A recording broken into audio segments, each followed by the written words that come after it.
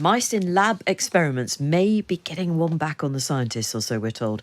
A recent current biology study has found that some may make mistakes on purpose and might even be doing their own experiments. Let's bring in Dr. Kishore Kuchibhotla, one of the scientists involved in the study. Kishore, welcome to the programme. How are you? Good. Thank you so much for having me. Well, it's such a fascinating area, this. You're not serious, though. Mice can't be doing their own experiments, surely. Yeah, I mean, so of course that's a bit of a, putting some language behind it. But what we really believe is happening is that the animals are exploring, right? So we think they're making errors. We think they don't know what they're doing, and so they're trying to figure it out. But they're actually using some clever strategies to learn even simple tasks. So, we call it exploring. I think, you can call them doing their little experiments. But this type of learning is typically considered to be really trial and error. But we actually think the mice are smarter than maybe we had thought before. Okay, let's just tackle the moral elephant in the lab, if you like. Should we be using mice in this way at all? From my perspective, we are really focused on ensuring, that these animals have good care. And so in this case, this is a purely behavioral study, right? And so what we're trying to do is understand how mice think, how they learn, and how we can use that to better understand, normal behavior, but also pathological conditions. So from my perspective, I think that all of the procedures are in place to ensure that we do these studies carefully. I got you. So let's just talk specifics then. Just give us an example of an experiment in which, to your surprise, the mice appeared to be behaving strategically. Yeah, so what we had animals do is they hear one sound and then they have to spin a wheel to the left, right? And if they do that correctly, a little cup of water comes up and they drink the water. For a different sound, they have to spin a wheel to the right. And if they do that correctly, they get a cup comes up and they can drink some water. Now, what we found was that there will be these blocks of trials where the animals will just kind of go left for a while. Right. So for every sound, they're just gonna, whether it's the left or the right sound, they're gonna spin the wheel left. And so, you could say, well, maybe the mice are just tired and they just want to go to one side. But then what we can do is we can actually violate their expectation, right? So for the sound they're supposed to go left, we don't give them the water. And then what we find is they change their behavior. And then immediately on the next few trials, they perform almost perfectly, right?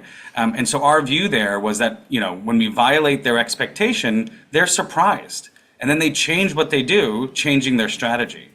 And then when we dug in more to these blocks of trials where they're just going to the left, we realized they'll go left for a while, and then they'll switch and go right for a while. And we think what they're doing is just testing the world, right? Understanding how reliable is what they've learned and how reliable and how true it may be. And do you watch their behaviour in the sense that could you point to a mouse who is having a real impact on the behaviour of others? So in this case, these animals are sort of trained one by one so that we can get better, video data and better understanding of the specific actions they're doing. But we have other experiments in the lab where they're living in a social environment where we can ask those types of questions, but we don't actually have the answers to those yet. Okay, so there's no kind of herd mentality at work here. Not that we can, not from this particular study. We can't make it. We can't make any sort of assessment about that. I mean, is there just a possibility, a very real one perhaps, that the mice are just thinking, "Oh, you can stick your flipping human experiment. We're just not playing this game." So we thought about that, and so the reality though is over time the animals do get better and better, right? And so we, they could be having that thought a little bit. I mean, it's always dangerous to anthropomorphize to a mouse.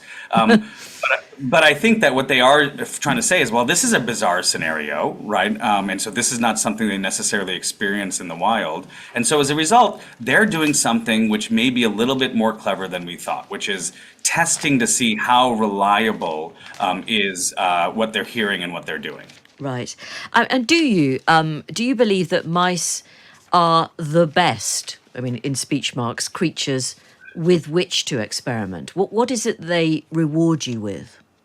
I think there's a huge value in trying to think about experiments and fit the species to the purpose. I think so using the word best is I definitely don't think they're the best for every possible experiment. I think one of the values of mice is that we can easily translate that to disease models, right? So we have multiple different, not just our lab, but many labs around the world can use genetic approaches to sort of understand, well, how does this impact it in Alzheimer's? How is this impacted in autism, right? And so mice afford that opportunity that's a bit harder in other species.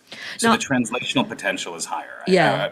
Yeah. I mean, I don't want to keep labouring the point, and I know we shouldn't anthropomorphise. I think that's almost right.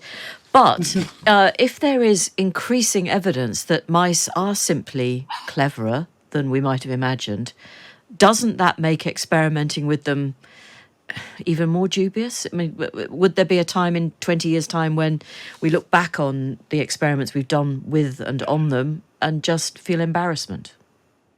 So, I would, just from a historical perspective, even in the 1930s, there were studies by Krzyzewski and others arguing that rats and mice may be doing things like hypothesis testing. So, what I would say is we're providing some more quantitative data using some modeling approaches and really trying to kind of identify the parts of their behavior which may be more strategic, right? Because we're interested in, the nature of strategies in the brain, trying to understand, in Alzheimer's disease, for example, is it a disease of memory degeneration or is it a disease of retrieval, right? And so those types of questions, I think, are crucial for us to be able to treat these disorders. And so, from my perspective, these are valuable experiments to Right. continue. No, I absolutely take that. And are we any closer, or how close are we to an answer to that question about Alzheimer's?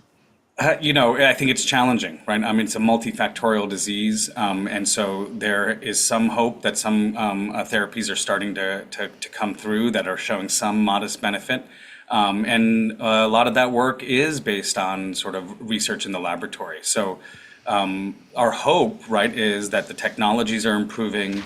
The interdisciplinary nature of neuroscience research is increasing, and so the hope is at some point there will be a breakthrough. Thank you very much indeed for your time. I'm sorry to interrupt. That's Dr. Kishore Kuchibhotla, one of the scientists involved in that study.